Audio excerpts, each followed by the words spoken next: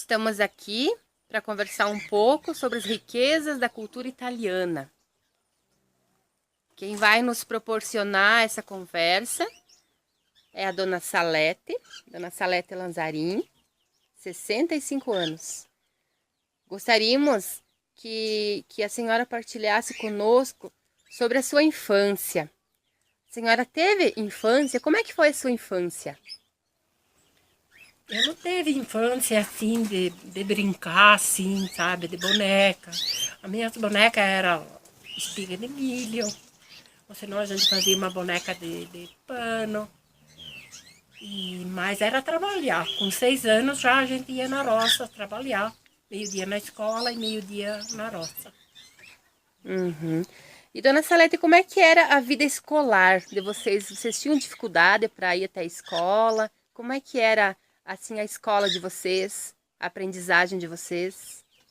Assim, tinha dificuldade porque era 6 quilômetros a pé que a gente tinha que fazer. E assim, de pé no chão. Meus pais eram bem de vida, mas assim, naquela época, eles não eram de comprar calçado pra gente, assim, agasalhar. Daí a gente ia de sainha curta, de pé no chão. E assim, pode falar, Dona Salete, desculpa. E assim, era muito sofrido porque a gente sentia muita dor, muito frio. Aham. E a questão da aprendizagem, Dona Salete, a relação entre aluno e professor, como é que era a professora, como é que era a aprendizagem naquela época? Naquela época, a professora era bastante enérgica, assim, ela não conversava com os alunos. E se a gente conversasse dentro da sala de aula, ela batia a gente com um pedacinho de madeira. Um pedaço de madeira. E era uma professora única? Vocês tinham merenda? Quem que fazia merenda? Não Como é que existia era? merenda, a Não gente tinha. levava uma batata, ou senão um pedaço de pão de milho. Era a nossa merenda. Falando em batata, em pão de milho, como é que era a alimentação, assim? Qual que eram os costumes de alimentação que vocês tinham? Era assim, a gente comia assim, a minha mãe fazia polenta, naqueles caldeirão bem grandão, e, e daí ela fazia aqueles polentão, e daí nós comia com açúcar amarelo, com melado, com ovos, com queijo, com leite. Era a nossa alimentação assim. Era feito pão caseiro, né? Era feito pão no forno. Aham. Mas daí assim a minha mãe fazia o pão, e daí meu pai fez um cesto, que o meu pai fazia cesto para vender, daí ele fez um cesto especial para guardar o pão, eles penduravam dentro do quarto deles, e daí a gente comia pão só no fim de semana. A gente vai aqui agora aproveitar a oportunidade e vamos mostrar um forno que a Dona Salete ainda costuma, tem ainda esse gosto de fazer o pão direto no forno. Vamos mostrar então, Dona Salete.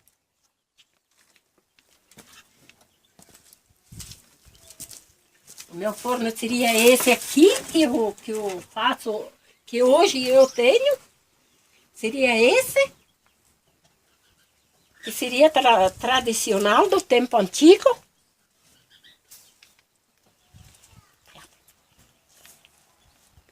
Então já era usada naquela época esse tipo de forno, Dona Salete, que tu Era lembras? assim, E, feito e, assim. e a senhora mantém então esse gosto em fazer o pão desta forma ainda. Isso, fazer caseiro no forno daí.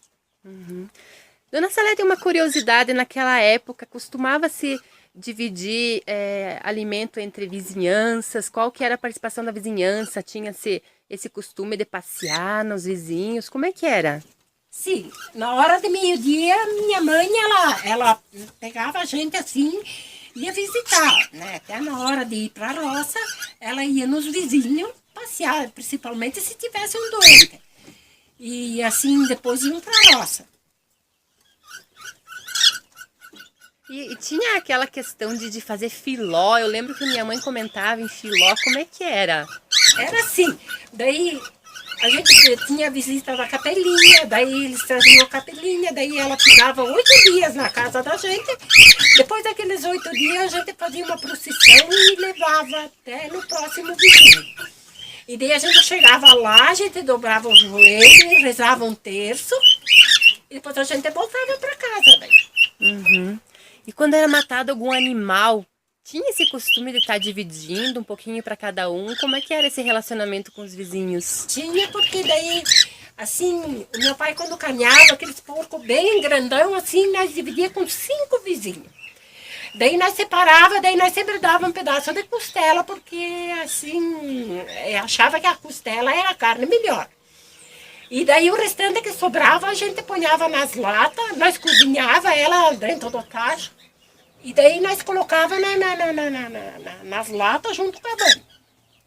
Era Os torresmos também, junto com a banha. uma forma de manter a carne Uma saudável. forma de manter, porque não, aquela época não tinha energia, e daí a gente não tinha geladeira, né, pra gente guardar, freezer, que nem tem agora, e daí a gente tinha que fazer assim. Uhum.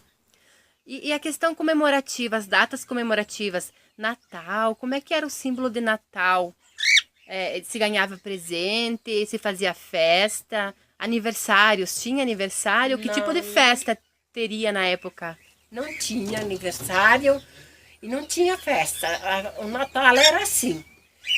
Vinha o Papai Noel, eles vestiam uma pessoa, combinavam, os grandes, né? E daí nós, como era criança, a gente acreditava que existia o Papai Noel. E daí vinha esse Papai Noel com um saco nas costas, e tudo assim com roupa rasgada, e mascaravam, eles pintavam eles com carvão, e o Papai Noel, e daí ele vinha e daí ele surava a gente. Se a gente fazia arte durante o ano, que a gente desobedecesse, daí ele vinha com uma vara e ele surava bastante a gente, com aquela vara.